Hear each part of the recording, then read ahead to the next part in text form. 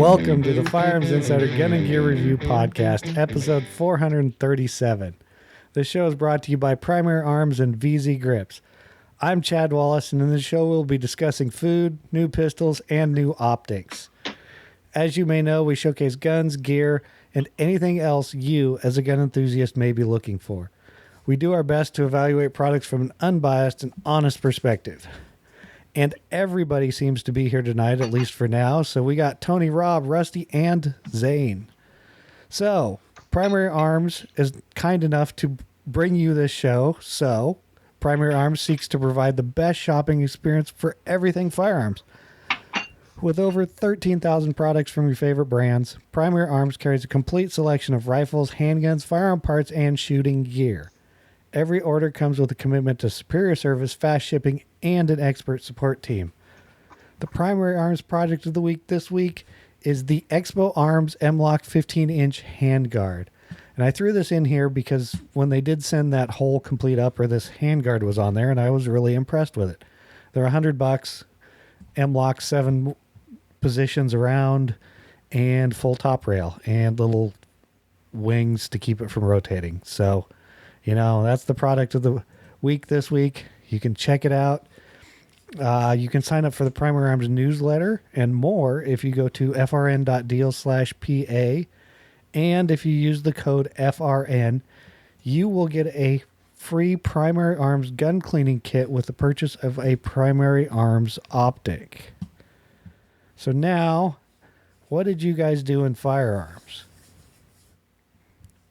Yeah, I didn't do too much. I got caught working, and then I also had to play doctor to a sick computer. In the end, I just said, screw it, filled the damn case up with cement, and decided to turn into a boat anchor.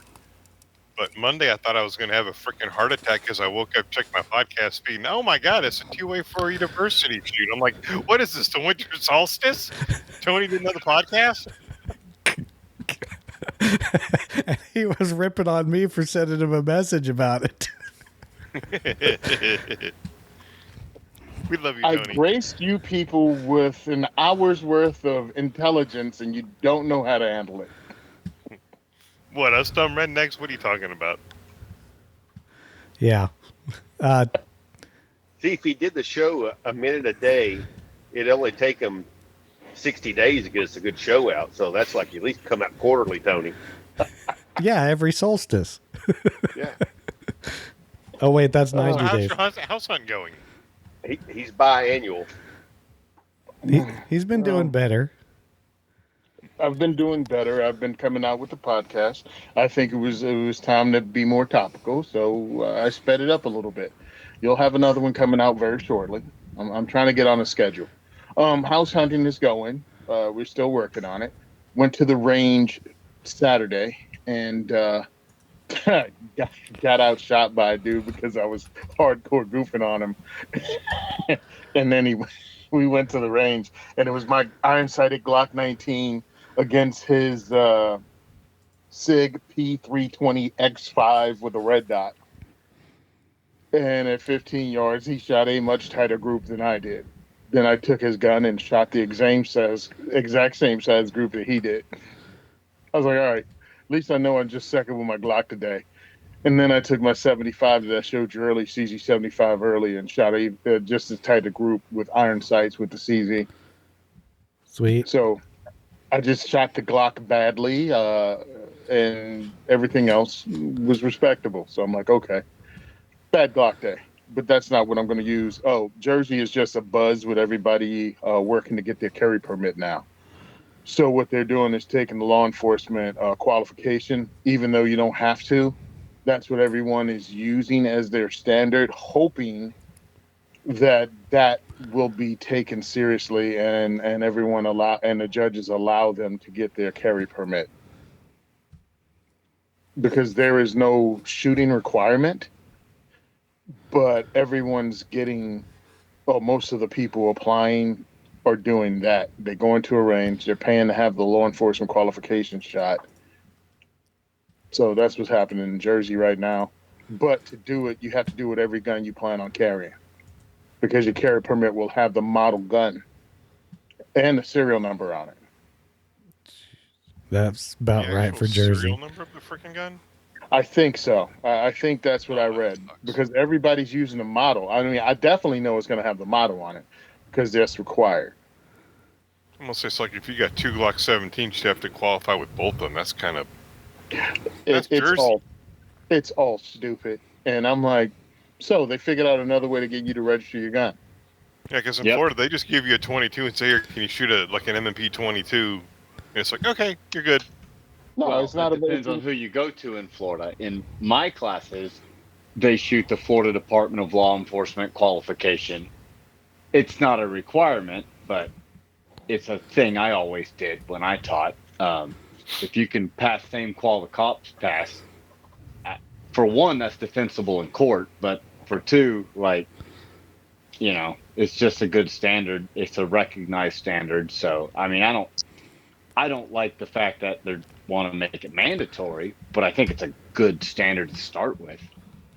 Yep, that's what we I would agree with discussed. that if that would allow me to carry a gun everywhere a cop could carry a gun. Oh, I'm I not mean- saying even, it's not required. What we're saying is it's just a good standard when you're even like, what do you measure yourself against? You know what I mean?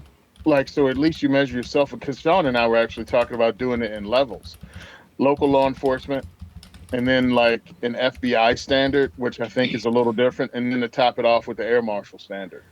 That's what I was going to say. I was going to say the FBI with the Q target, and then the air marshals kind of the gold standard of law enforcement qualifications. And That's a still, strong standard. not that hard though. I mean, it's really like I guess you're. I don't know. I don't find it very difficult, but So, Rusty, you're in the middle of nowhere. You probably didn't do anything with guns, did you? I had a few days off last week before I come back out. I did I 22 that I built, an AR dedicated AR 22, getting it ready for squirrel season. So I've been shooting a lot of suppressed stuff, seeing how it's going to work out, and what my ranges are on it. So that's about what I did with mine. Gotcha. Zane? I mean, I set up a class. I'm teaching a class next month. It's a security qualification course. I haven't pulled the trigger in a while. I did get my paperwork printed for my FFL though. Well, So maybe eventually I'll fill it out and send it off. But that's a plus now that you have a real address. yeah, Yeah. but I have an actual address and like an actual safe and like a security system and cameras and stuff. I'm just not like out in the middle of the woods winging it. Yeah. Gotcha. Totally Gotcha. being an adult. Yeah, that sucks. Overrated. Yep. Yeah. So, yeah, 1 out of 10 would not recommend. exactly. I'd probably give it a 0 out of 10, but hey, you're nicer than me. So I actually did go to the range too. I actually made it to the range. I got that Primary Arms GLX 1-6 mounted up, took it out, decided in. That was essentially pretty much all I did. It was beautiful out there at the range. It was a nice day, but that's, The one you have, the GLX, is that a first or second focal? it is a first focal plane. Okay. And and it's super clear, and I don't know if it is true 1X either, but it's so close that it's not. Yeah. It's typical 1X. They're so close that it doesn't really matter. But I think and that's where I'm at with mine. The one I am writing a review on it, I promise. But it's a second focal plane, and it's not a true 1X at 1, but you have to kind of be looking for it to tell. Yeah, and I think this one is actually closer because I have that 1-6 that's the 22 long rifle version, which is essentially the one you have, but yours is 5.56 with a different reticle. Correct. And it's closer than that one is, I'm pretty sure. Those are pretty close. You have to look for it. I mean, I think once you get 25 feet, 7 yards, somewhere around there, you don't really even you can't tell, but it's No, I only notice at like 5-6 yards and in. Yeah. And that's if I'm literally looking at the door. Yep. Snapping in, snapping out, Yep. snapping in, snapping out. I'm like, oh yeah, it's not a true 1X, but Yeah. At that point, put the dot on Yeah. whatever you're intending to shoot at. Yeah. Of course, the GLX is almost 3 times the cost of the price of, the SLX that you have. So, yeah, but it'll get a full review here a few months. But yeah, I'll shoot some stuff with it. I actually got some targets in today, which are pretty cool. The only problem is they're in New Jersey. Oh, wait. So Tony should look them up. They're Throom targets, and they're, polymer that you shoot through them. These you hang on like wood, and then you can shoot them. But they also sent their plate rack with knockdown ones. So you knock them down, and the whole system where 2x4s go in it. So I got to get some 2x4s and then go take the subgun out and shoot some of these and see how it works. Are they paintable? No, I don't think paint will stick to them. So you get this green color. I didn't know if you could actually see your impact on it. Yeah, there's one company has them that you can paint them and they seal back up. Yeah, they seal back up, but I don't know if paint will stick to them. That's a good thing. I might have to try it. Just try painting. Well, what you do is you get a Sorry, Tony. Go ahead. Oh, get the hot. What you call it? The high vis. What do you call those targets? See and shoot and see. Yeah, shoot. You can stick those to them. Tape it on it, because we did the same thing before they came out. We were using them at our event, not our events, but our classes. And you tape that to it. Just make sure you tape it on really well, because that's kind of a thing too, like making it stick. But students were able to shoot it, and then we can just pull that off. You know what I mean? And they knew to hit it. Right. That would. Sometimes depends on how fast the round is. The frickin' thing won't move. Like it was, and it just sits there. Yeah, I can see that. So can you write on it with a Sharpie? I don't know. Let's see. I like targets you can write on with Sharpies, man. Hold on, I'm letting the Sharpie dry. Looks like it. Okay. So you could do a smaller point of aim. You could notate your score and write. Yep. If you can't, Sharpie's a necessity for a range trip for me. Yeah. I mean, see, and I'll tell you next week when I hit it with something to see if it comes off. That's just funny. Yeah. The Sharpie's the closest thing for a Marine to a crayon. well, that's. I mean, However, Sharpies don't taste very good. But crayons, he didn't say crayons don't. So we have green ones are the best. Yeah, Tony. Like M&Ms. Did you have a diversity shoot too, or? Yes, I did. Oh yeah. Hey, I had a diversity shoot. Boy, we were way off the rails on this sucker. Oh, bro, yeah, right, bro. It's really fast, and I have another one coming up in 2 weeks. So, yeah, we had a diversity shoot. We were packed. We had almost 3 dozen people. Sweet. Which was really cool. We had 10 instructors come through. Thank God we got to use the 10-person range. Everybody was there. It was really cool. We had Charlie Cook from Riding Shotgun with Charlie. We had John Petrolino from Decoding Firearms and Bearing Arms and Ammo Land. They were there. We had one of the ladies come in. She's a firearms instructor in New York. She came down. She's also a podcaster with a podcast called She Trains You. And then we had my regular guys, which was awesome. And, of course, Gun for Higher Range were on point, and they took care of us. So it was really great. Our next event at Gun for Higher Range is October 13th.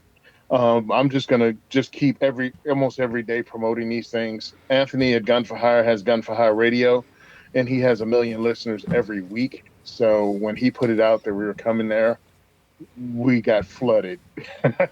We got flooded with people. So I'm trying to use our reach to tell people about the next event, which is going to be in New Jersey at Recoil Range on the 24th.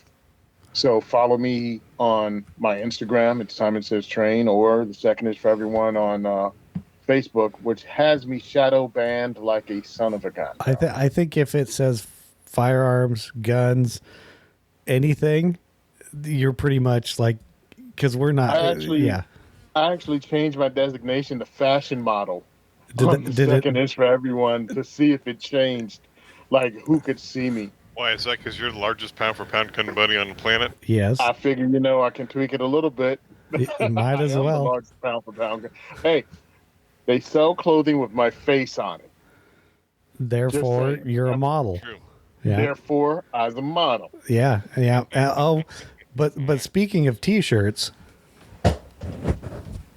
Look at him. In the street. Oh, we got a yeah. Built in the street shirt. Yeah. Too bad you don't sell in adult sizes. I know. We only go up to 5X. So, bandwidth sponsors, our friends over at Patriot Patch Co. Don't forget to sign up for the patch of the month. You can get awesome patches like the Suns Out, Guns Out one. And then they have, Moons Out, Goons Out one. So don't forget to do that. There's a bunch of affiliates, discounts, stuff like that in the show notes, on the website, wherever you want to find them. Probably even on the YouTube video. They're still over on Instagram. There is a PowerTac M5G2 giveaway. So tag a couple friends in it and you'll be entered to win. It's that simple. Here, end of the month, 30th, we'll probably have a winner or something thing. And I think Zane was showing one of the Patriot Patchco cleaning mats or something. Yep. And Tony was showing one of these cards they give you. Bookmarks, stuff like that. So, I don't think we need a disclaimer from Rob today. He said he was tired, so we're just going to skip it. I'm sure he won't care. I have a review for you. Rob was a little surprised, but as Tony said, one day a week Rob gets to read, and you took it away from him. Well, we might have an English teacher listening tonight, so Should probably correct the English on your stupid notes and say, Chad, you got an F. you probably. I mean,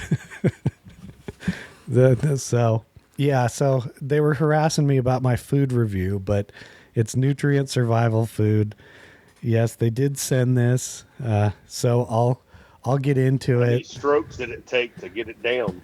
Actually, everything. Tabasco sauce. No, actually, it's pretty good. I will say it is pretty good, most of it. Now, of course, I'll go through that in the review because the stuff. Why do you think MREs come with a little shot of Tabasco sauce in them? Exactly. Well, some of the stuff didn't need the Tabasco sauce. It was that good. And it doesn't come with Tabasco sauce. So what we have is, nutrient survival, they've come on the market, huge variety of freeze-dried foods or products in general. They do label them special ops grade, and I'll explain that in a little while, but basically they enhance the food with a bunch of essential nutrients.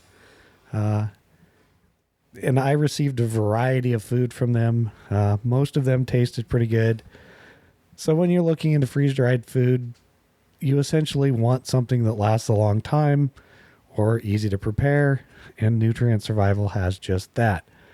Most of their products have a shelf life of 25 years. Some of the grab-and-go foods, like the Chocolate Crunch Bar or similar items, they say are good for 18 months. They also say they're still edible after that time, except maybe the flavor and consistency might be a little off. And some of their food is gluten-free.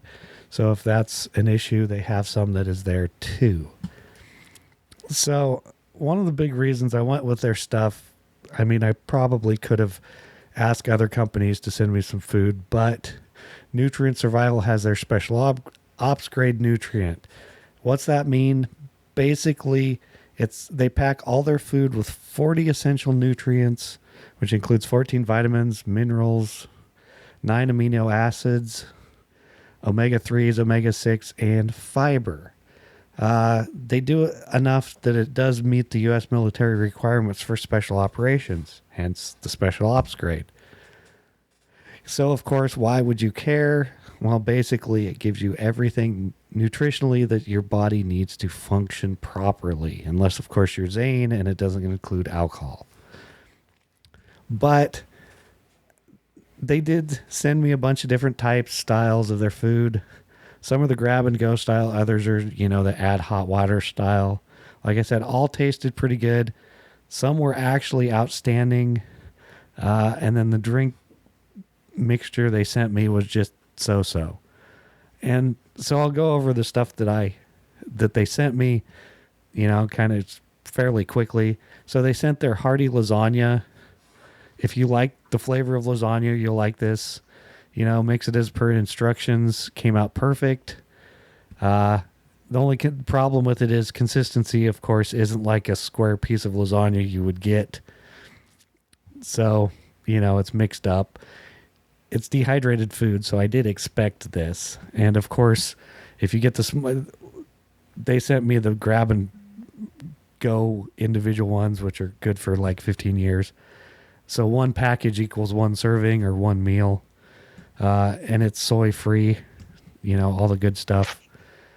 Then they sent me the Southwest Medley. It's basically rice, beans, peppers, spices. It tasted really good, and it had a hint of kick to it. I did really like this. They don't list it as for breakfast, but it does go really good for a breakfast. This particular one is gluten-free and soy-free, so if, you have problems like that, it's even better. Then they sent me their maple almond grain crunch, which is essentially cereal. If you're into eating cereals, this is one of their choices that you have. Pour some milk over it. So, in the end of the world, go find a cow and pour some milk onto it and then eat it. Of course, you could add water or just eat it plain, which I didn't add water because I'm not good with water on cereal. To me, it tasted a little better than some of the name brand cereals of this type that you just buy off the shelf.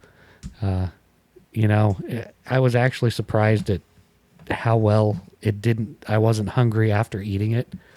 So, of course, one serving's one small package unless you buy the 10-pound cans. It is gluten-free. Then, of course, they have their triple mac and cheese or triple cheese mac. It's a 3-cheese blend macaroni, pretty much.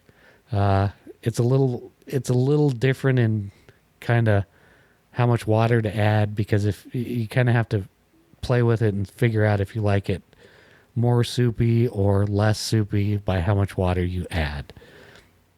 It kind of turns into a little bit of a mush, but it still has some texture to it, so tastes okay. Now we're on to their liquid nutrient. They sent the lemon lime version. It's a hydration drink with vitamins, basically. It's not a meal like the rest of the stuff. It's supposed to help with hydration, focus, muscle repair. You just mix the packet in 12 to 14 ounces of cold water and shake it or stir it. I just poured it in the normal 16.9 ounce water bottles that you get everywhere. It worked out well. Out of all the ones that they sent me, that's my least favorite. It does not have very good flavor. Of course, I hear the mixed berry flavor that they have out now is better. Haven't tried it, but it's my least favorite. It was not that great. It is gluten-free and soy-free. Yes, Zane. On the drink packets. Yes. Do we know the sugar content of that? We do not, but I think it's sugar-free. Hold on, I can open the link. And I might even have one here. That's what bothers me about all those kind of things, because obviously sometimes I get slightly dehydrated, and I prefer to use things that don't have sugar. And I was going with firefighting, Tony, but I saw the smirk. I know what you were thinking. Then we'd have to drink. So it's less than 1 gram of sugar. Okay. Yeah, because those kind of forced hydration mineral stuff drinks typically have a ton of sugar. In Yeah, it. they It just do. defeats the purpose. Exactly. But no, And also, when you the beatus, if you have the beatus, having survivor Yeah. food that's packed with sugar isn't really going to help you out. yeah, exactly. Will Exactly. Brimley disease. Mm-hmm. Yeah. Chad, this is the same stuff that the We Like Shooting gang Yeah, that they did ate their little thing with, ate right? for like a month and stuff. Yeah. Yeah. Which is Okay, that's what why I I thought. contacted them, because they said it was really good, and I was like, I've had freeze dried food before, and I'm like, and the other thing is I'm going to do a video if I can ever find the right stuff, because their major competitor is down the street. Literally, Mountain House is down the street. And so I'm waiting to do a video with some of their food, so, but I got to wait for the right time. So someday on our Instagram there may be a video that's quite comical. So yeah, so for you, yes, but if you try the mixed berry flavor, because the lemon lime is not very good. So next up is the chocolate chip cookies. Okay, name says it all. They're a chewy cookie, not the crunchy kind. They have pretty good flavor. They are a little saltier than some of the other, like a normal cookie. They are great for like throwing in a range bag or something, if you want. Now, of course, it takes two cookies to equal one meal, as opposed to one package or something, but hey, they're chocolate chip cookies, they're actually not too bad. So then they sent some their chocolate crunch bar. This is kind of like a chocolate Rice Krispie bar, not near as sweet as like a Rice Krispie bar. I did really like the flavor. These are also great for throwing in a hiking bag or trips to the range. They are very chewy when cold, but if you leave them in the sun for a bit, it actually helps, so they're not near as chewy. And on these, one bar does equal one meal, and they are also gluten-free. Now, like in Zane's case, for sugar and stuff, in the review on the firearmsinsider.tv, you can click on the orange thing for chocolate crunch bars, and it'll take you there and tell you how much sugar and stuff's in them, if that's something you need. So go ahead, Zane. And I may be jumping the gun here, but how many calories are we considering one meal? I don't know. They considered the chocolate crunch bar is 260 calories. Let's see. Maple almond crunch is 240. Okay. So, What, that's considered a meal? well, it's got all the vitamins and stuff you need, Tony. I think Tony had something to say. Well, remember, Tony, when we like shooting did it, like when Jeremy did it for like a week or whatever, he had to eat like twice as much just because. So, it is, I'm sure, dependent. If I did this and ate these 3 times a day or even 4, I would definitely lose weight just from calorie deficit. But it is what it is. But if you can't find any other food, hey, you're getting vitamins and stuff. You're getting all your nutrients and vitamins. Exactly. I mean, you do three of those meals a day, and one of the drinks, you're at 800 calories, which is not Right. ideal, but you can survive off of it. Which, exactly. Which is kind of the point. And kind of in the name. So, yeah. So if you're into food prepping, needing something to take hunting, camping, I will say for like if I knew I was going to be at the range all day, I would throw something in, or, I actually threw some of it in my pickup just, in case you need something, it's there. So that's always good. So Nutrient Survival is a good option for that. They do have 10-pound cans, single packs. So the variety of options is there. So, go check them out for hunting, prepping, camping, or just snacking on food. The food was, I thought the food was really good tasting. And, it's gotten everything you need in it, supposedly. So for the 8 key points, claim to fame, special ops grade freeze-dried food that tastes decent. Of course, we pretty much went over the target market. hunters, campers, preppers, anybody wanting long-term food storage. So the features and benefits, we've pretty much gone over all of that in the review, so there's no real reason to say it again. Plus, you can always read it. So other options available, of course, there's so many to list. You just got to go to Nutrient Survival and check it out. There's what others are saying in there, and then there's a couple links to some other reviews, not from We Like Shooting, but from other places. You know, got to be non-biased here. Price point, according to their website, $1,750 for certain things, all the way up to $1,770 if you want like 90-day supply for like 4 people or whatever it was. I don't remember. So if you need it or want it, go to Nutrient Survival.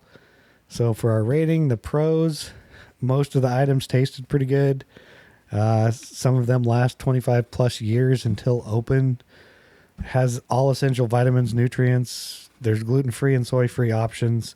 And the cons is pretty much it's not cheap. So I did give it an 8.5 because most of the stuff was pretty good. So you guys got any more questions? I do. Is there a storage requirement for them? Do they got to be kept cool and dry, or can they be? They don't really say. You can pretty much put them wherever. I mean, granted, leaving them in direct heat sunlight probably is not the best, but they are dark packages, so I don't think they absorb light. So, all right, I got a question. Yeah. How did you eat it? I mean, did you? I ate it a few different ways. Did you do an entire meal? I actually did like eat this a few days, like breakfast, lunch, dinner, and then I didn't like do it continually, but I did do that a couple times. So literally, at first I started out, with like, oh, okay, I got to mix it this much. It says add a cup of water or 3/4 cup. So I just, heat the water up and then pour it in actually the mixing cup and just mix it, put a paper towel over it, let it sit for 5 minutes or whatever it said, and then eat it. And then I got lazy and I just tear the top off the little thing and pour hot water in it.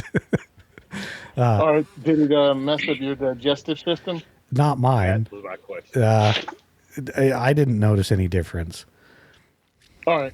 It's not like an MRE where you're not gonna crap for like 2 weeks.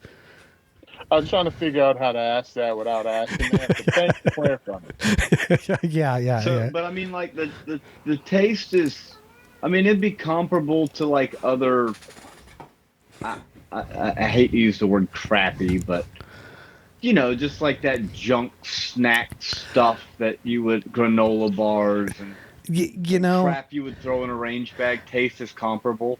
Like the chocolate crunch bar they sent me, the taste would probably be comparable, but the other actual food, I would say, is way better. Like it because what I'm thinking is less about survival food necessarily, and more about just stuff to have in the truck for. It goes a little long. We're gonna be here. Looks like we thought we're gonna be here for about 2 hours, and we're on hour 5, and getting hungry. And right now we do that, but it's like we keep like Doritos and stuff like that on there, and then 2 weeks after you put them on the truck, well, they're stale and right, they don't hold up. So, and that's where stuff like their peanut butter bars and like these chocolate crunch bars and stuff are actually really good. I mean, the shelf life is 18 months or so, or whatever they say, but like this chocolate crunch bar, it has 8 grams of sugar, so it's not terrible there either for what it is. But something like that, would probably be beneficial. But in the application I'm talking about here, a little bit of sugar is not a bad thing, right. So I mean, I'm okay. Look into these. My other question then is about how does the things like the lasagna taste? Is it like Chef Boyardee quality? Oh, it's like canned Chef Boyardee? No. It's way better than Chef Boyardee, but okay. I'm just asking. It's I really like the lasagna. like I said, it's, of course, it's all mixed together, so it's more like lasagna mush, but it tasted pretty good. It's got a little, you can definitely taste that it's got some flavor to it. If you don't let it sit long enough, of course, the noodles can be a little not quite rehydrated, not really crunchy, but more chewy. But yeah, the thing is the lasagna is good. Now, of course, if I make lasagna, I make it a lot spicier and, probably put more spices in it. Well, I don't think anybody's expecting to get a home cooked meal. Exactly. Out of it. Exactly. But I mean, comparable to popping a can of Chef Boyardee, or even better from what you're saying. Yeah. That's not bad. Like, and yeah. truthfully, you can throw some stuff in. I mean, that's what I have in my go bag. You know what I mean? You can just throw some spices in. They have them all in a little packet. Right. Because you're gonna have to bust up the monotony anyway. Mm-hmm. And again, when we're spending time, usually my whole thing is we're at the range. It goes a little long, doing some other things, and you got food right there that you could use. And why not? Yeah, exactly. Yeah. And like, there's other things, like I said, like the cereal. It's really, really good. And like in your case, Zane, you don't need water or something to eat the cereal with if you're okay eating plain cereal. I mean, it tastes better than plain cereal, but yeah, no, I've just been trying to find some stuff we can throw on our engines and our trucks and whatnot. yeah, That we don't have to replace every 2 weeks because it goes stale. right. But then when we get on something that's, we're going to be there for a little bit, got some snacks without having to call the emergency management director to coordinate to bring us food. Exactly. Do they have trial packages and stuff? Because I mean, that seems like something you guys could try out, right, Zane? Yeah. Yeah. I'm definitely going to. Yeah, and in your case, order a little bit. And that's the thing is, and I can't remember if they have like trial packs, but I think they do. Of course, getting they do have a free sampler offer. I'm on their website because why not? I do know that for everybody that wants to order, we do not have a discount code, but parent company of the Firearms Radio Network, We Like Shooting, does. So I don't exactly know what it is, but you can go find it from their website. So there you go. They do have a variety sampler. It's this individual packages like we have here. And you can get it free if you buy $200. Otherwise it's like $31.50. It looks like it has a few different varieties in it. So, you can always do something like that. Okay, so that was the review of Nutrient Survival. And this next product from VZ Grips, don't think it's going to help you with eating, but you might be able to take your 1911 grip off and use it like a spoon to eat your Nutrient Survival. It's always a possibility. But VZ Grips has been manufacturing handgun grips since 2003. With a reputation for quality, consistency, and innovation, top-tier manufacturers choose VZ Grips. They come in a variety of styles, patterns, colors, and are manufactured from proprietary G10 micarta and carbon fiber. Available in varying degrees of texture, VZ offers a wide range of grips for all different firearm types, and they are made in the USA.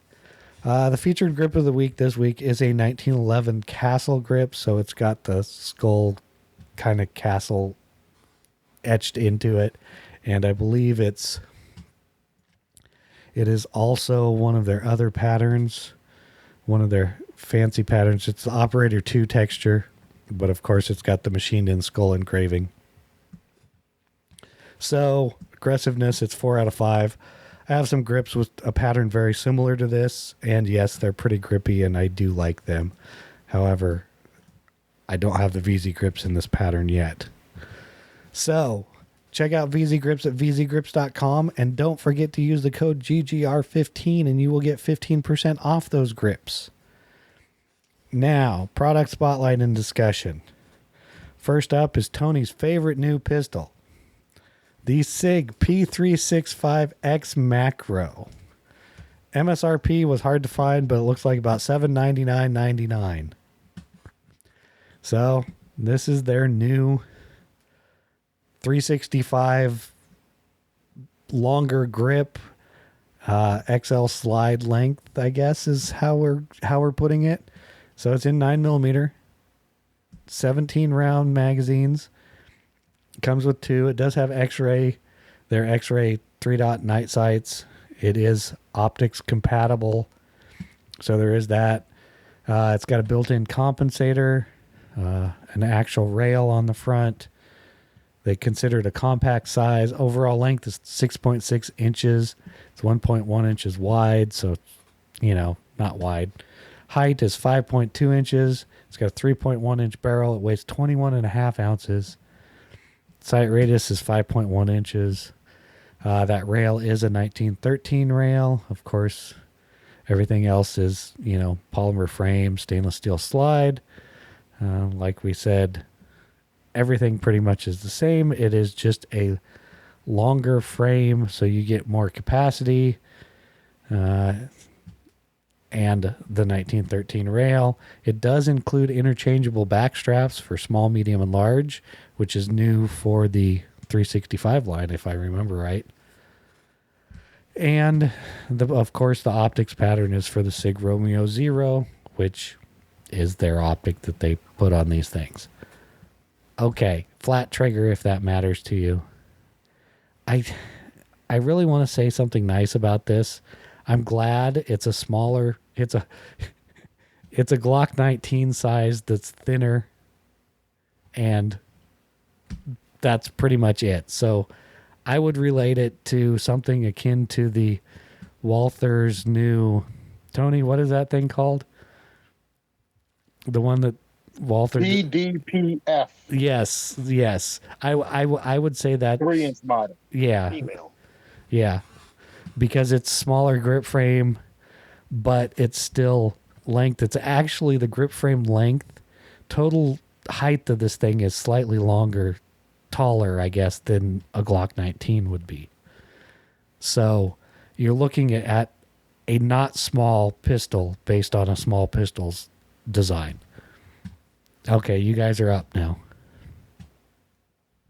So it's basically it's a revolutionary idea where we take a gun and we make where you can fit your whole hand around it, but we make the grip a little thinner, for smaller hands, like single stack full size guns. Because wait.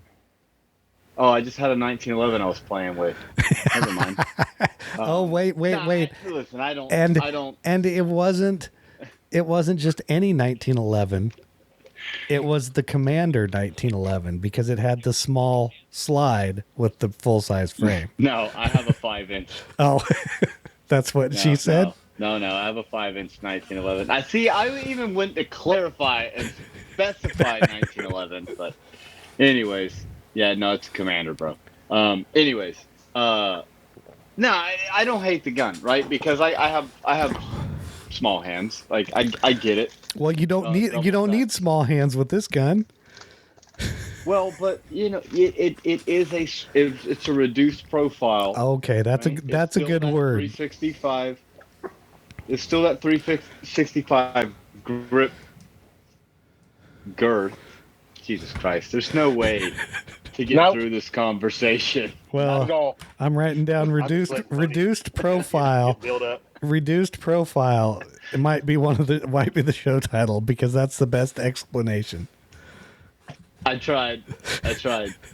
But I like the idea of the when the Glock introduced the 48 and then Shield Arms came out with the 15 round mags for it, like that's a cool idea.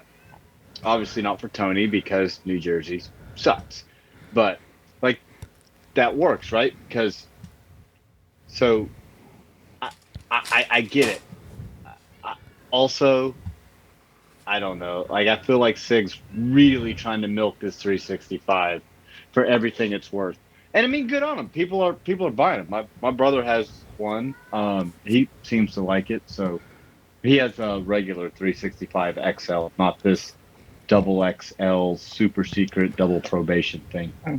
But Yeah, they should have just called it the 5X. Like the shirts Alright. you can buy. I don't know. I like Nice. full size guns. So I've checked this out, and I was looking at one. Okay, great. They made a 365, pretty much slightly smaller than the Glock 19, in some way thinner than a Glock 19. But that's it. Actually, almost the size. The pistol grip is almost the size of a Glock 17. There are a lot of guns in this category already. So you got the PDP-F, you have the FN 509 tactical compact that can also use magazines from 12 to 15 to 22. I mean, it just takes a little bit. I went through a lot of different firearms and wrote them up. I mean, the Glock 19 is fine. It's dang close. I'm just saying. So that's great that 365 is now this size. And I think it should be able to use the existing holsters. The comp thing, it's corny. Sorry. But if you like your guns clean and you whine about them all the time and you have a piston driven AR because you don't want your rifle to poop where it eats, wait until you see this thing after you shoot it a few times. It's going to have lead pieces in it, and you're going to be cleaning this gun a lot if you shoot it a lot. But I mean, it's comped, not ported, right? Like it's a legitimate compensator, not It's Yes. Yes. no, Or is it it's kind a of a- slide. It's a slide with holes cut in it, barrel and the doesn't barrel is even shorter go up than the to it. slide. yeah. No, that's porting. That's not comp. And yeah, I'm not a fan of that. No, the barrel's Again, not the ported. barrel has no holes. Yeah, it's The just barrel has no holes. The slide has holes.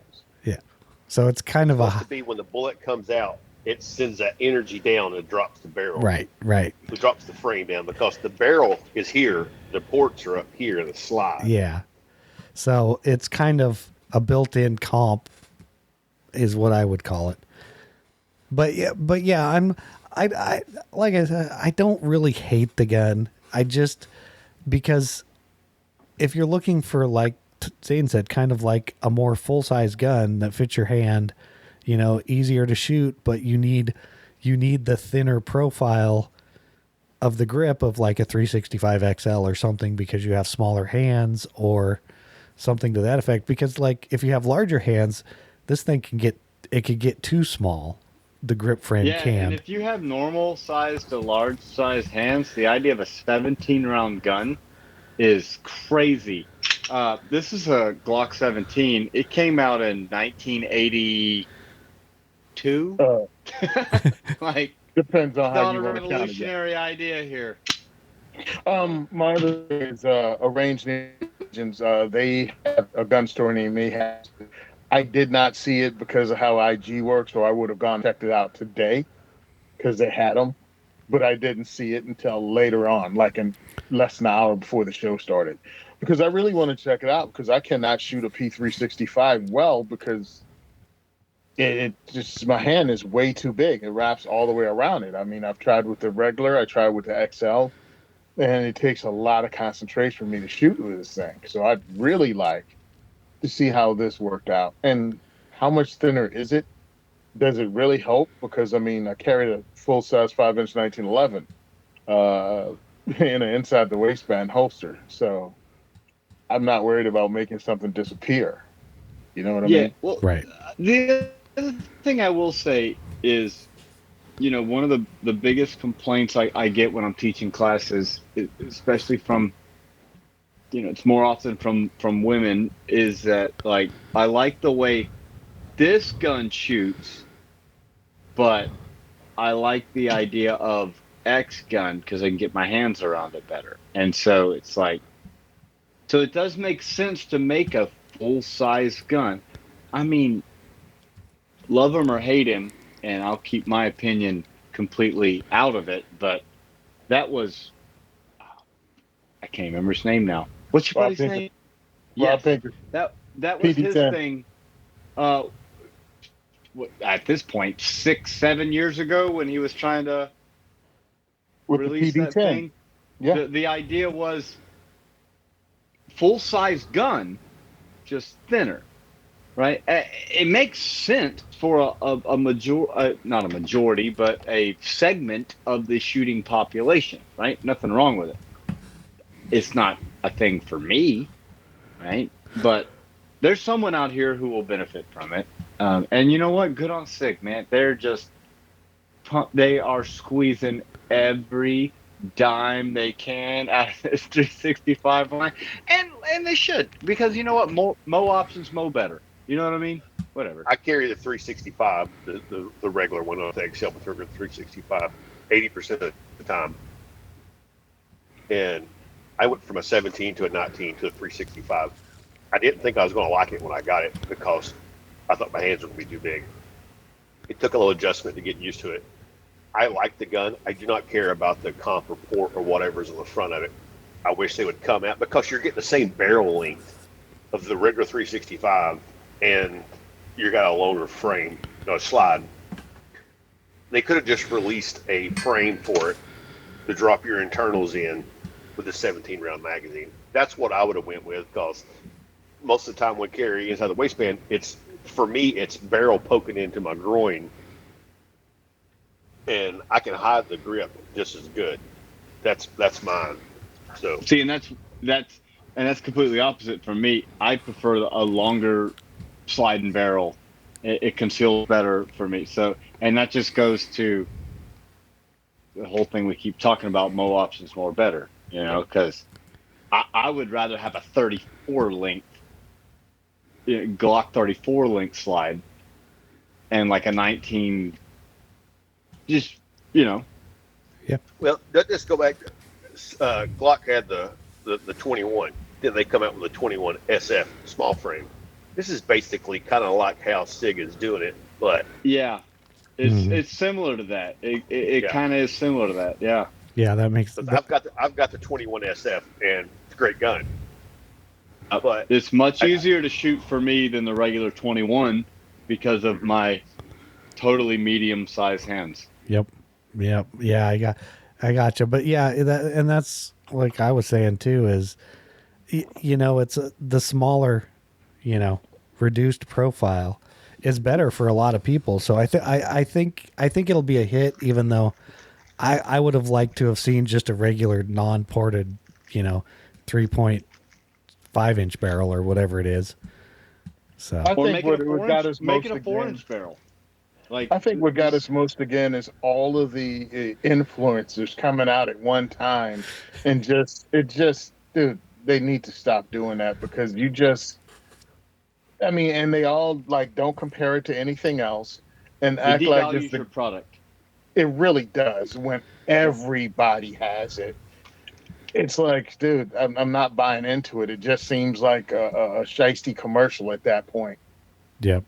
Yeah. Well, it's like they did with their SAS Model 365, and everyone was, and we all know. Well, Chad doesn't hate them, but everyone else understands why that sighting system is utter dog shit. Right? It's stupid, but everyone got it at the same time, and everyone was raving about how awesome it is, and it's dumb. So yes, SIG, but they all do that. SIG does it. They do. All the major companies do that. Okay, so that was the SIG 365X Macro. Next up, our buddies over at Primary Arms brought out another optic, because I guess they just can't stop dropping optics like SIG can't stop dropping pistols, which is a good thing again. They brought out the... You gotta be easy talking about SIG dropping pistols. I mean, I know I'm taking it way back now to like 2-3 years ago, but it's still a sore subject for a lot of people. Thank you, Zane. So Primary Arms brought out their SLX 1-10 by 28 second focal plane. So this MSRP on this is $449.99, and as you can tell, it's a 1-10 optic. The one in the show notes, and I think the only one they list right now, this one has the ACSS Raptor 556 M10S reticle. I'm not really going to explain what the reticle is. You can go to their site and check it out. But it is another 1 to 10 optic that is out there. They say boasts generous 3.2 to 3.5 inches of eye relief. Of course, you can quickly go from 1 to 10x. It weighs 19.1 ounces. It's 10.5 inches long. Of course, it features their lifetime warranty. Let's see here. 11 illumination setting. 2 of them are night vision. It does have daylight visible illumination on that horseshoe style reticle. 30. This one's running a 34 millimeter tube. Let's see if I'm missing much else here.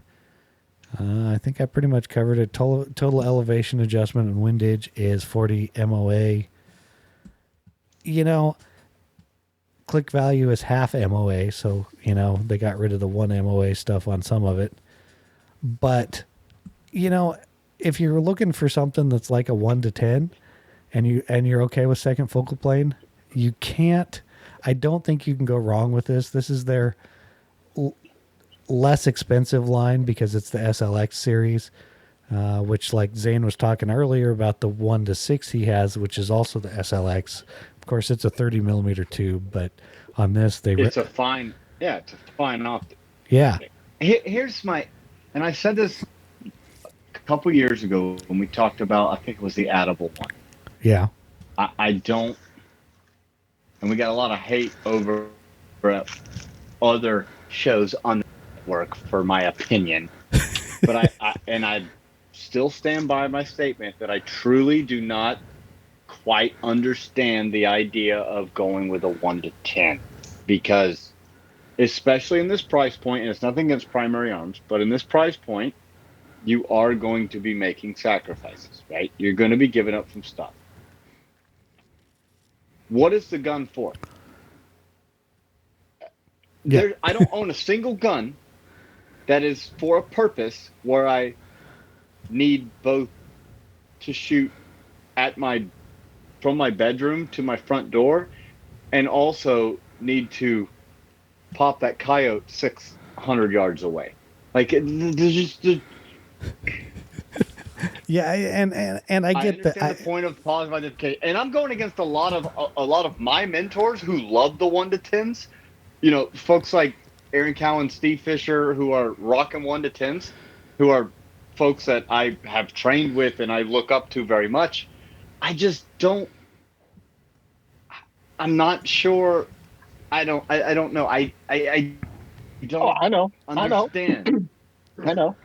You need an optic for that bullcrap recce rifle that you put together from 0 to 7,000 yards. Dude, like, I mean, I get it, but and honestly, with the 1 to 6 I have in the same line by the same company, I typically leave it at 6 power, and then I have an offset red dot, and I just pop it back and forth. It's just easier that way. Like, whatever. And I mean, especially in this case being a second focal plane, right? So you're losing a lot of the stuff that you can do with a first focal plane. Your elevation estimates and your wind. You're losing a lot of the stuff and things you can do. I don't know. I feel like for the same money you could spend on this, through the same company, you can spend that money on a 1 to 6, a 1 to 8, and get a much better optic, or you could spend that same money on a 3 to 9 or a 4 to 12 if you want more distance and get a much better optic. And I don't know, man. And again, the people I look up to love these 1 to 10s. So maybe I'm the one who's wrong here. Now, Zane, you know, I'm not going to say you're wrong, but I am going to say that, and Tony may help me here. I'm sure he will if it has to do with me being wrong. Well, it's not that the 1 to 10's bad. It's that I'm blind now because I'm old. And if I can have a difference between 6 power and 10 power, I might need the extra 4 power. Because Yeah, but do you need 1 power if you need 10 power? At what point do you need 1? And I get it. Look, there's coyotes. some random weird use case scenarios. Yeah. If I was a patrol cop in a like an urb like a not an urban but a more rural environment, and I knew I may be responding solo to a middle school for an active shooter, and there's a hallway that's 112 yards, and I may need to crank all the way up for a good PID. Okay. Yeah. But I'm not. Right. You know? So I get the use case. I understand the use case because positive identification is important. Yep. And a lot of times that's what your higher magnification is more useful for than actual shooting. It's for, is that a gun or a cell phone, right? Like, that's a thing. I understand there's a use case for it. For the average everyday person, I don't understand. I don't think the use case is there. And Well, look, I if you think- just want to run around the range and be a cool guy in multicam with a 1 to 10, it's a free country, bro. I mean, it's the beauty of America. Rock on, go buy one. Hey Zane, you forgot one other thing for the for the use point. Because it's basically a ranging reticle like a lot of the primary arms reticles are. In the second Yep. focal plane, it's at 10x.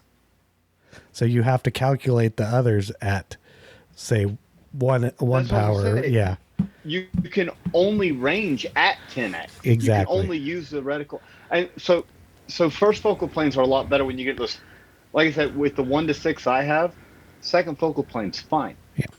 When you start getting to 1 to 8s, 1 to 10s, I kind of feel like I actually prefer a second focal plane than like a 1 to 4. 1 to 6, I could go either way. Once you get to 1 to 8s, 1 to 10s, and listen, you're not going to get a 1 to 10 a first focal plane for this price from anybody other than wish.com. And good luck, bro. yeah. I feel like there's better ways to spend your money. Like if you want to focus more on that 400, 500, 600 yard distant range, then go with even a 2.5 to 10. Yeah. Right? Because how many people were murdered in Afghanistan and Iraq with 4x prism scopes at 6 yards? Right? So you can do work with a 2.5 at really, really close range. Yeah. I know. Again, maybe I'm wrong. I don't know, but I have no experience. I've never shot a 1 to 10 in my life, so I don't know. I feel like it's a niche use case. Yeah. But I think we figured out how to do variable optics, and it just kept going and going. And have we reached the end, or are we going to keep going and have a 1 to 15 next year? yeah, because we have 1 to 12s already. So And that's awesome. If money is no object for you, and you can buy the best top of the line 1 to 15, is a 1 to 15 better than anything else to 15, or a 1 to anything lower than 15? Sure, but dollar for dollar, yeah. can you get a better value by identifying the use case for the rifle? And then identifying and that's just, kind of where I'm at with it, Rusty, And again, Tony. I'm sure it's a fine optic, you know what I mean? I'm thinking it's for the rifle, the person that has one gun, one rifle, one rifle, one scope. That's where it's sitting at. They can use this rifle to do home defense. They can do if they use it enough and they understand the optic and how to calculate backwards on it. This scope would be wonderful for them, because if that's what you shoot all the time and you're used to, you could take it hunting with you. You could do home defense, predator control, whatever you're doing. And I can see it, and I can see your side, Zane, too. You're not trying to, downplay that, but I know a lot of guys that I hunt with. They have one gun, one rifle, one shotgun, and that's all they use. And they're always looking for something, because they generally don't have $1,000 to drop on an optic. That's like everything they've got is $1,000. Right. So yeah, I can see this for the average layperson that is using this gun. This is my gun that I have. This is everything I can use it for. Well, That's where it sits. yeah, and you can look I at just you feel can like look at if I it. was- Oh, go. I was gonna say, And I just feel like if I was primarily a hunter, but I also wanted my gun to be useful for home defense, I would probably just throw a deuce and a half by 10 on it. And because, I mean, 2.5 power, you know, Yeah. we've all used prisms, a 2, 3, or 4x prism. Like, you can do really good work, almost red dot precision work inside 5 yards with a 2.5. right. So, and maybe this has a little bit better eye relief. I don't know. I just feel like, and I get your point, Rusty. Right? It's kind of. I look at it like a multi-tool. Is a multi-tool nice to have? Sure, but I've never actually been happy when I was using a multi-tool. I've been happy I had it. But I was like, I wish I had a real screwdriver right now, or I wish I had a real wrench right now. See, Like, and what you I'm know? gonna say is the 1 to 10. This is how I view the 1 to 10. This is the 3 to 9 of the 80s. Yeah. It does. Now, of course, Zane was like 0, but Depends on what year in the 80s. I was born in the 80s. but it really kind of replaces that, because how much stuff was done with a 3 to 9 scope, about everything. So Yeah, and how many people have ever shot their 3 to 9 on 3? yeah. Okay, Tony, did you have something? So yeah, my whole thing is good. They came out with it. It's great. But I mean, we've watched it go from 1 to 4, 1 to 6, 1 to 8, 1 to 10. Now it keeps getting higher.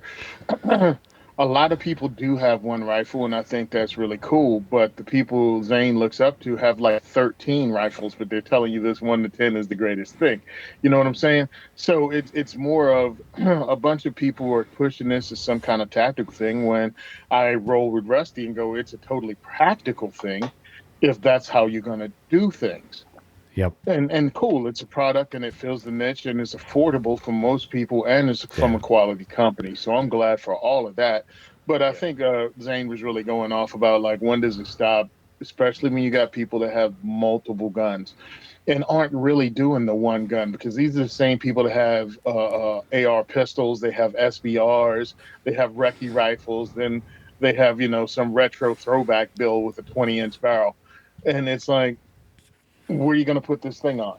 But yeah, man, Yeah. look, go Yep. with it. Yeah. I love The the thing fact is, you that we're gotta in this. look at what is your use case, dude. If you own a 50,000 acre ranch, and the gun you grab by your nightstand is your home defense gun, but you might also have to take a 600-yard shot. Yeah, this is probably a this style optic, sure, but for most people, if I take a 100-yard shot with my AR, some stuff has gone seriously bad, and I don't need 10x to hit a man-sized target Or at or 100 yards. or a wild hog. And if I am shooting at 100 or 2, 3, 4, 5, 800 yards, I'm probably gonna take a bolt action. Like, so I mean, and again, I get the use case. I love that it's in this space because there's already a couple out there. Again, more options, more better, right? Yeah. The more people offering the stuff, that's just going to drive innovation. It's going to drive price down. It's going to drive quality up. It's great. I love it.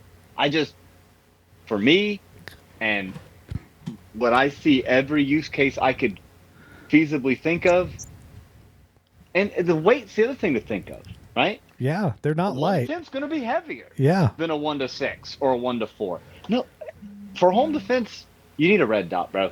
Like, really.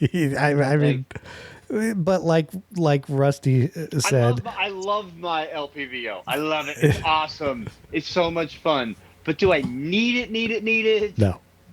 No. Yeah. And that's what Rusty said. It's like, it's more for somebody that just has one rifle that they do a lot with, it's great. For most other people, it's like Zane said, his 1-6 is great, but he'll take a red dot. mean, with these new optics, these much larger low power variables, it's almost like we're reinventing the modern day scout rifle. Well, we are, because that's a scout scope. I mean, we're basically reinventing the modern day scout rifle, because the scout rifle was it Cooper popularized? Yeah, and he ran like a 1.5 to 4 or 1.5 to. Yeah, I think it was like a 1.5 to 7. Yeah, or some weird. But it was like a long eye, really, because that's the technology they had. We have way better technology now. Yep. So I get it. The idea is not new. Nope. So it's cool, and I'm not knocking anybody not making a 1 to 10, especially Primary Arms, because I like their stuff, but I don't know. I feel like I'm beating a dead horse. Okay, now, so now that the horse is beat, that was the Primary Arms SLX 1 to 10. So next up, we're just gonna mute Zane because it's 22. It's the Volquartsen Scorpion X. I put the 4.5 inch in here. MSRP is $1,410. Basically, this is it's their same frame that they've had. Which is their VF target frame, but it's their new upper basically, and this is the whole pistol. It does have a compensator. It's a single port comp, but it's a 22. So it's got a universal red dot mount on it, which is the new thing. So you can just screw like pretty much any mini red dot, RMR pattern, Doctor, Vortex, basically any of those on it, directly on it. Black anodized aluminum, of course. 1911 style grip frame. Of course, it's Hogue black grips. It does have their competition bolt in it that is diamond-like coated. Weighs 2 pounds. Magazine capacity is 10. Overall length is 11. It gives a huge list of all the sights that'll fit on it. It does come pre-installed with filler screws for all the mounting holes. It's made in the USA. And if you think of like Ruger 2245-ish, this is the style that it's like. Yeah, and changeable grips, 1911 type position of safety and mag release and slide release and all that stuff. Volquartsen makes good pistols, rifles. I just thought it was kind of neat that they brought this out and it's got the multi-optic mounting platform on it. I'd really like to have one because I really like my Ruger, and this is, way better than the Ruger I have. So it's another thing. It's another product out there. Easy to mount. I think it's fantastic. Exactly. I've talked to several people that own the Volquartsens, and they just love them. And if I could even have a Ruger Mark III, which I think is what it's based off of, I'd get it because you can't go wrong with them. They're probably, besides like the Buckmark or the Woodsman, they're probably one of the best 22s on the market and probably one of the most accurate as well. And who doesn't, besides Zane, doesn't like shooting 22s and shooting them accurately? And I'm still running those old Smith & Wesson 22A that has the full 1913 rail on top of it with a red dot. And yeah, and I have a Ruger Mark II 2245, so non-changeable grip, stuff like that. The thing still runs great, super accurate. Now, granted, there's an aluminum frame here, not polymer. It's basically a Ruger, but it's not, because it's completely built by Volquartsen, and it's accurized and all the great stuff that you pretty much want, which is why it's $1,400. If I shot competition and could afford it and run it and justify it, I'd own half a dozen of them, just to be honest. Yep. I love them. This is the Ruger Mark IV 2245. That's what they put this frame on. It's the ultimate 20 Ruger 22 pistol. Right behind that, I feel, is the Tandem Cross version of this, which is like $1,100. Yeah, I'd That probably has it agree all with you. going. Yeah. And I mean, we're talking, in my opinion, we're talking Lamborghini and maybe Ferrari, maybe, or maybe Lamborghini and Porsche. It's like the higher end of the 22 market with these particular guns before you do some crazy stuff like do Olympic guns. Yep. So, and these are all based on that Ruger 1022, and it's based on really competition shooting, high-end competition shooting. But if you want the best of the best with the triggers and the sights, these are things that people like 22 Plinkster use to shoot aspirin with. You know what I'm saying? So this is with iron sights. with what? Yeah, with iron sights. Yeah. With iron sights. And I mean, this is not even a new gun per se. It might be a new barrel length or something, but the Scorpion has been around for a long time. Like when I started punching in information, look at videos, it was like a 7-year-old video with 22 Plinkster Yeah. when he used to shoot up against railroad ties. Yeah. This is just the new version with basically it has the built-in all the screw holes for all the optics. And essentially, and it comes with the competition bolt, which I guess the older ones didn't. Yeah. So yeah, this is one of those holy grail 22 guns. Yep. Which, This you is know, a multi-generational gun. You buy it, you pass it down to your kids, and you pass it down, and it's a great gun. There's nothing bad you can say about it. yeah, I mean, it cost twice what that M11 cost, but that's irrelevant. So that was the Volquartz and Twice with the Scorpion. who? Huh? They cost twice more. It cost The twice who? more than my machine gun did. Oh, Now, of course, this might have been a few years ago. So that was the Volquartz and Scorpion X 4.5. They also make a longer barreled version for you guys out there if you care about it. So next up, Rusty sent me this one, and it is the GG&G 1301. So optics rail mount. They're $130. Basically, of course, you need a Beretta 1301 to make this work on, but it's an optics rail that bolts on, so you can bolt on like the HE509T to your 1301 shotgun. Of course, it includes all the mounting hardware you need. Of course, it's CNC machined, anodized. It is 4.47 inches long. It only weighs 1.15 ounces. Made in the USA. It's kind of cool. These, particular ones, because of the way these mount, they need like a rail like to mount on, and that basically puts the rail. You can get one with a full rear peep sight or a half peep sight on the rear, depending on half ghost ring or full ghost ring, if that's what you're looking for. Looks like you can take it out if you really don't want it in there. But I thought it was kind of cool.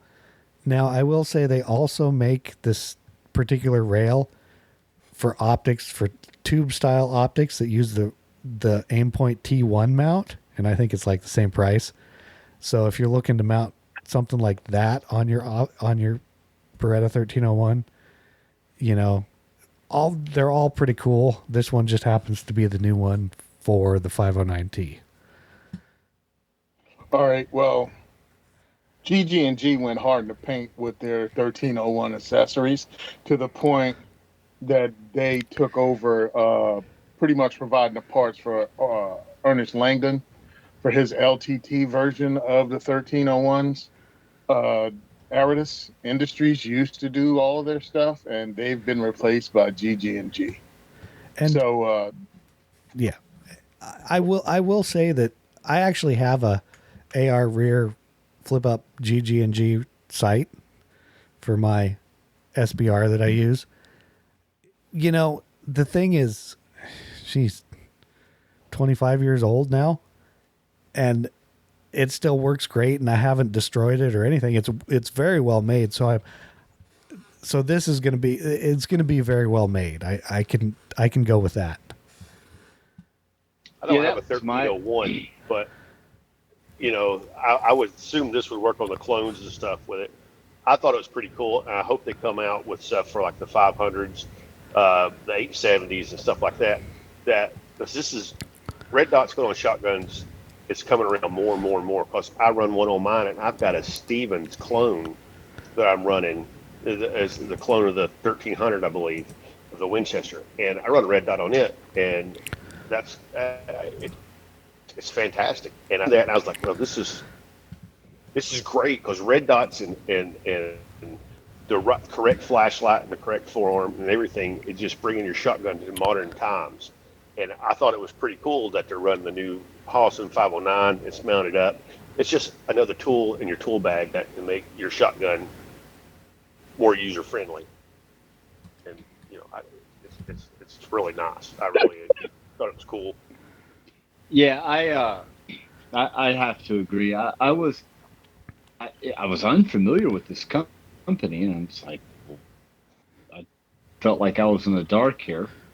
But I looked at them a little bit, and like what Tony's saying, I guess Langdon's going to start using them. So I'm going to go on a limb and assume it's quality product if Langdon's going to put his name on it. So, and yeah, despite popular gun shop lore, you need to aim a shotgun.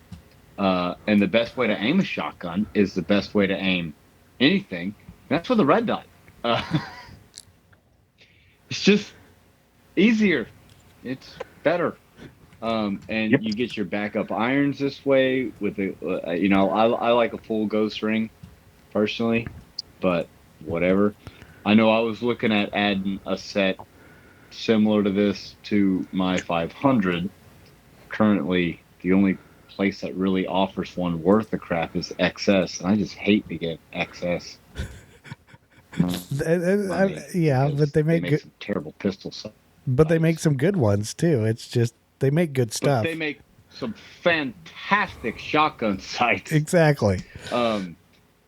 So yeah, the idea of having the ability to mount a red dot and have a backup ghost ring, and then you can mount whatever sight up front you want to coincide with your ghost ring.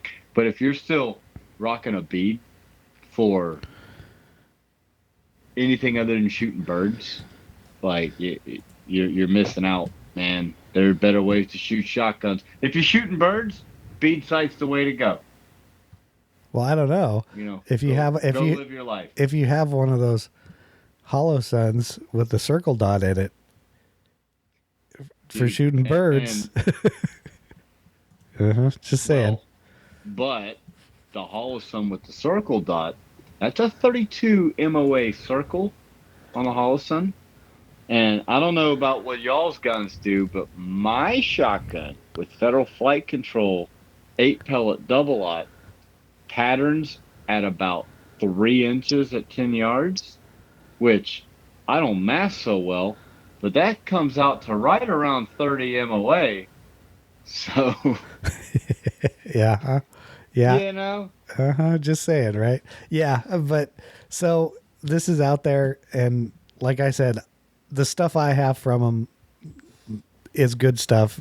And like you guys said, if Langdon's going to start using them pretty much, it's got to be good stuff.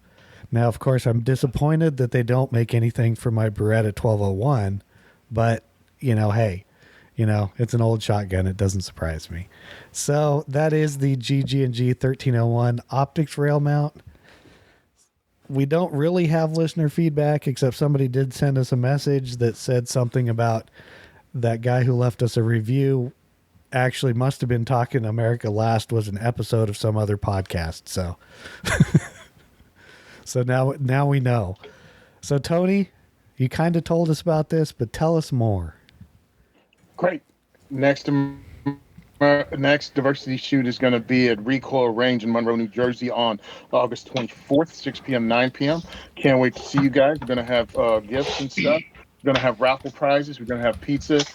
And, dude, these things are blowing up at Recoil because Recoil have very few people going to it because they don't sell ammo or rent firearms.